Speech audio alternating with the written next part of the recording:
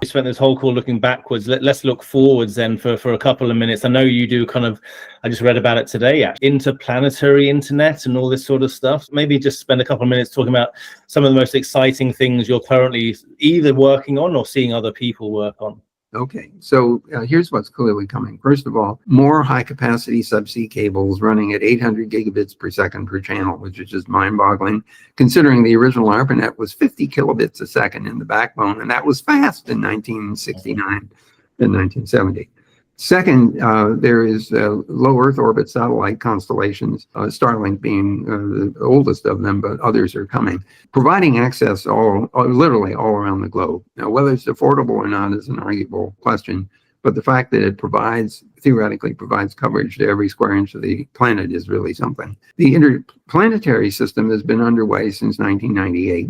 It involves the NASA, it involves the European Space Agency, the Japanese Space Agency, the Korean Space Agency, and any others that are interested, been standardized. The new protocols, they're not TCP/IP. They are called the Bundle Protocol Suite, and they deal with the fact that the distances between the planets are literally astronomical.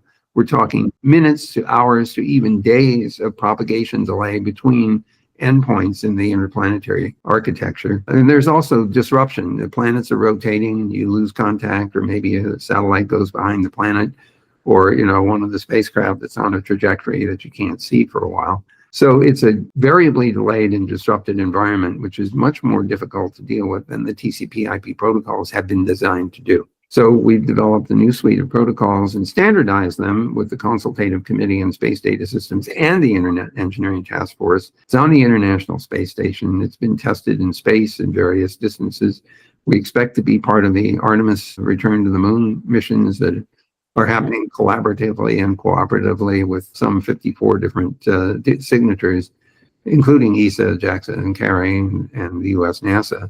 So the vision here is essentially the deployment of a potentially optical as well as radio-based interplanetary scale network, solar system-wide internet, which can be deployed step by step as equipment gets out there, maybe finishes its scientific mission and wants to be repurposed as a node of the interplanetary backbone. This real engineering. This is not science fiction. So that's coming. Then there's another project that we don't have time to go deep into, but it's called the Interspecies Internet.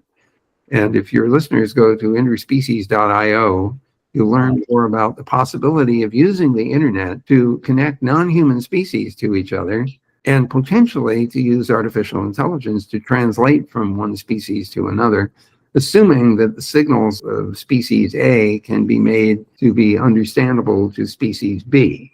And you would say, well, what does a whale have to say to a chimpanzee? We have evidence that there are interactions between species as well as within species. We're learning through the Interspecies Internet program to interpret those signals, whether they're visual or audible or a combination. And so the internet could be used using artificial intelligence to do transduction between those. So that's another important project that's underway.